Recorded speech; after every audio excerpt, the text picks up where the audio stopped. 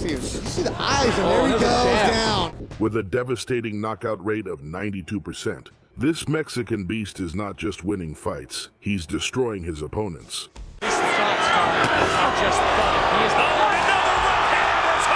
This is Vergil Ortiz Jr., the undefeated Mexican-American destroyer whose pressure, body shots, and killer instinct keep turning his rivals into highlight moments. Once and for all, and he's done it! With 24 fights, 24 victories, and 22 knockouts, he has steamrolled everyone who has dared to stand up to him. And this is just getting started. What do you think he's thinking? Oh, he's hurt! He's out on his feet! They stopped the fight! Vergil Ortiz Jr. was born on March 25, 1998 in Grand Prairie, Texas. Son of Vergil Ortiz Sr. and Mela Reveles, both of Mexican descent. His father had emigrated to the United States from Mexico when he was young and became a single father at just 17 years old when Vergil Ortiz Jr. was born. But Ortiz Sr. had a plan. He himself had boxed as an amateur and knew that boxing could give his son a better life. When Vergil Ortiz Jr. was only 5 years old, his father took him to the Vivero boxing gym in Dallas. The same gym that trained unified welterweight champion Errol Spence Jr. The sacrifices were brutal, but they were worth it. Vergil Ortiz Jr. became a 7-time national champion, won the 2013 Youth Olympic Games. He accumulated an incredible amateur record of 140 wins and only 20 losses. And in July 2016, at just 18 years old, Vergil Ortiz Jr. became a professional. It was time to repay his father's sacrifices. He planned to do it with knockout after knockout. On July 30th, 2016, Vergil Ortiz Jr. made his professional debut against Julio Rodas at the Fantasy Springs Casino in Indio, California. Most boxers take it easy in their first professional fight, trying to feel out their opponent and get comfortable. But not Vergil Ortiz Jr. Making his professional debut in the black trunks, Vergil Ortiz, Julio Rodas in the blue, and they're coming up From the very first moment, Ortiz stepped into the ring stalking Rodas with bad intentions and looking for the finish. And he got it. Double park here. Oh, right hand drops Rodas. Oh, huge right hand from the 18-year-old Vergil Ortiz early on in his pro debut. A devastating combination sent Rodas to the canvas, but he managed to get up only to be destroyed moments later. The referee stopped the fight. Still stunned with a big knockdown in the first. Oh, a body shot, and it is over. Eddie Hernandez has stepped in and protected the fight. He knocked out his opponent in the first round of his pro debut. The plan was clear, and Mexico had just discovered its new knockout machine.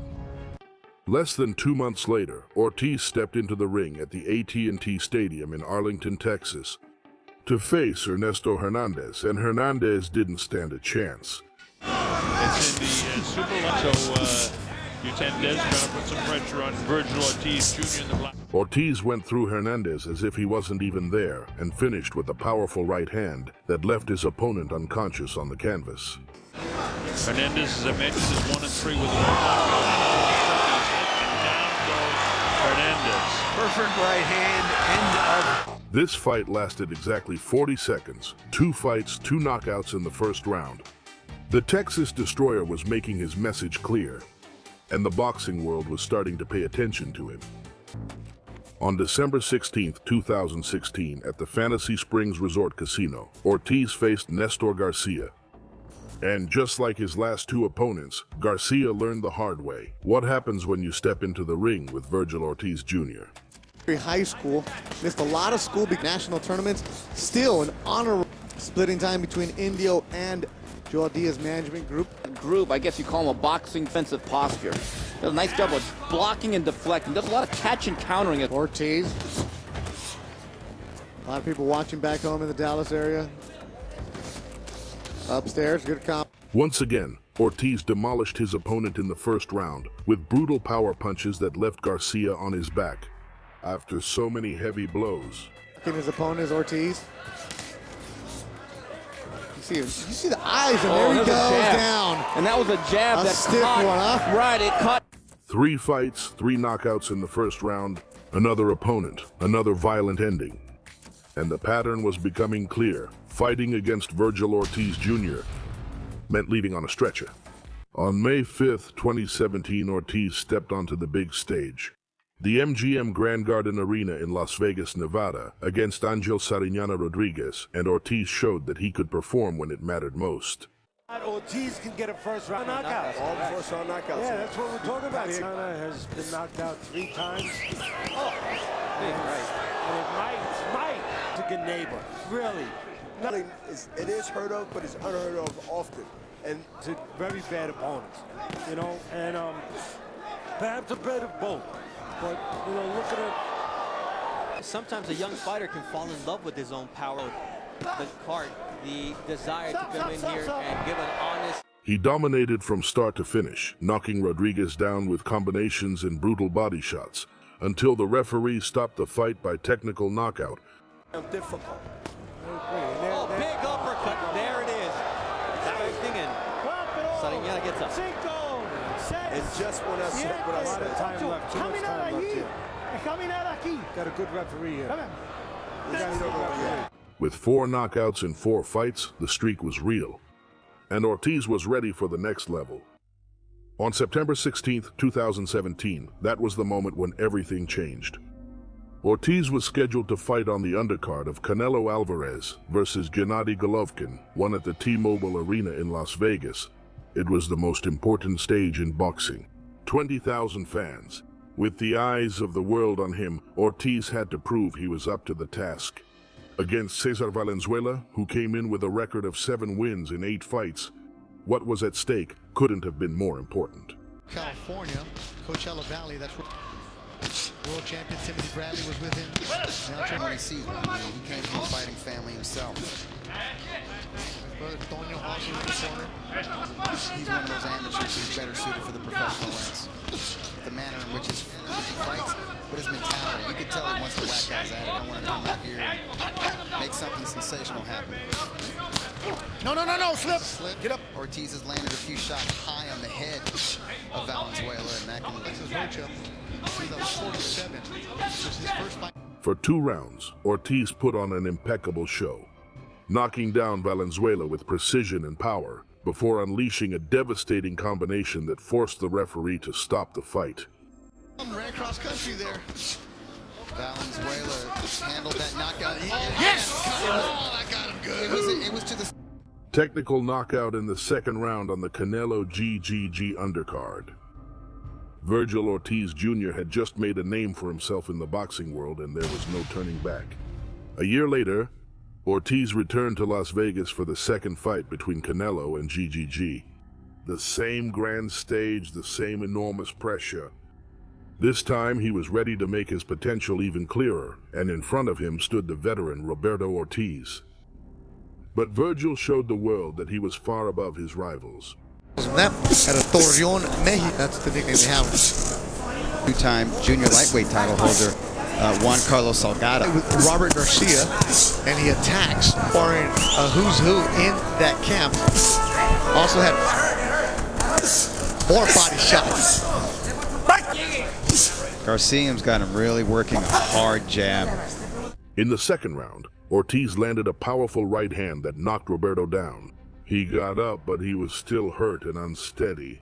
Got into the weigh-in, and now goes Ortiz. Beautiful short right hand. Ortiz immediately rushed at his opponent and landed another devastating right hand that left Roberto on his knees for 5. Backward body shot for Vergil. Ortiz goes down for the 2nd time in the round. He felt it upstairs, he felt it in the body. Roberto got back on his feet, but the referee had already seen enough and stopped the fight. TKO in the 2nd round, 2 knockdowns. Ortiz now had 11 wins, no losses, and 11 knockouts. His perfect record remained intact, and the hype train was gaining momentum. On May 4, 2019, Ortiz faced the toughest test of his young career against the veteran warrior Mauricio Herrera in Las Vegas. Herrera was a veteran with more than 30 professional fights under his belt, who had never been knocked out in his entire career. He had faced world-class boxers, and he had survived everything that had been thrown at him. This was supposed to be the fight that would finally take Ortiz the distance. But Herrera was about to learn a painful lesson. I just watched on TV. He goes, once my dream was smashed in 2014, he goes, but I still want to beat every so far in his career, just come in and march through people. He's an impressive young man, inside and outside the ring. He said, Now he called it a huge honor. He said it's crazy. Wonder how much he has left. Herrera thought he got hit in the back of the head. Ortiz dominated from the very first moment, throwing strong punches that put Herrera in trouble. At the end of the second round, Ortiz hurt him with a right hand, and Herrera went into survival mode. I don't see him questioning himself yet, but he's not getting run out. In the early rounds, it'll just be a dimensions, different answers, and Herrera can force you to another. Keeps bending down to his right. I can see Ortiz catching him behind the ear with a just like that, Brian. Now Herrera is hurt. He's never been stopped. Struggling, trying to stay on his feet. Down he goes at the bell. In the third round, Ortiz saw his opportunity. He perfectly timed it and threw a powerful right hand that sent the veteran to the canvas at 29 seconds into the round. It's missed, and a right hand landed. Another right hand. Herrera's out. Herrera's out. The referee immediately stopped the fight. Mauricio Herrera, the tough veteran who had never been knocked out in his entire career, lay unconscious on the canvas. Knockout in the third round, 13-0 with 13 knockouts. Ortiz had just done what no one had done before, and the boxing world was definitely paying attention. Ortiz trying to get Hooker out of his comfort zone. He should stay behind that jab, but that's easier said than done when it comes to a freight train. But Ortiz had a mission. Round after round, he targeted the body with brutal precision, breaking down Mighty Mo piece by piece. Combinations get a slight angle to the right or to the left. Ortiz did it developing naturally, and of course Hooker did it just with age, getting older. Maybe he spelled Ortiz Jr.'s power and is not impressed. In the sixth round, Ortiz landed a devastating body shot, followed by a right hand that knocked Hooker down to the canvas for the first time. Ortiz thinks he's got it. Back against the ropes. Hooker beat the count, but in the seventh round, his body gave out. At 36 seconds into the round, Hooker suffered a hand injury, and the fight was stopped.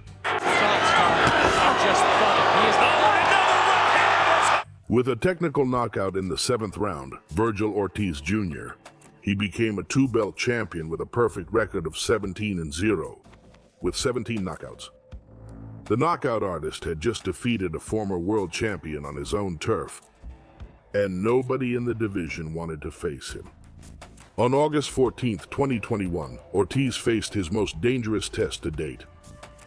The Lithuanian destroyer Egidijus Mean Machine Kavaliauskas at the Ford Center in Frisco, Texas. Kavaliauskas stepped into the ring with a record of 22-1-1, having lost only one world title fight against the pound-for-pound king, Terence Crawford. He was a world-class boxer who had pushed Crawford to the limit, but Ortiz was a completely different kind of fighter. Oh, but he's that good of a fighter. It just didn't work. Several box replay there, but that sure looked like a knockdown to me. Kavaliauskas. Ortiz hurts. Thinking in there behind the jab. He's not as aggressive. Oh, a big counter right hand by Mean Machine again. And if this fight goes to... In the second round, it seemed the unthinkable was about to happen. Kavaliauskas caught Ortiz with a strong punch that made the young champion stagger. Some trouble time. Kavaliauskas right hand. Swings again, swing and misses on a knockdown. No. For a moment, Ortiz was in real danger. But champions are forged in moments like these. Ortiz recovered. And then he got to work. Oh, a big counter right hand by Mean Machine again. And let's see if Kavaliauskas... Round after round, Ortiz knocked the Mean Machine down to the canvas. But Kavaliauskas kept getting up, showing the heart of a warrior. But Ortiz's power was simply too much. They can give a big shot, they can take a big shot. We're used to seeing him drop his opponents. Now, first knockdown, Kavaliauskas got up. Second knockdown, he got up. Third, fourth, and fifth knockdowns.